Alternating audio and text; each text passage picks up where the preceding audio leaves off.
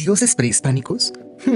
Vamos a examinar bien ese concepto. Antes de entrar en la conciencia cosmológica, tenemos que definir la etimología. El vocablo Dios viene de la derivación latina Deus, que asimismo viene de Zeus. Por lo tanto, la primera lengua en definir un concepto así fue la griega, posicionando como gran ser de luz o ejemplar masculino al personaje llamado Zeus, que posteriormente la cultura romana lo adapta para nombrar así a sus césares o gobernantes. Seguramente has escuchado Ave Deus César, que significa alabado sea el César. Eso provoca que cuando la gente dice que Dios te bendiga, en realidad están diciendo que Zeus te bendiga.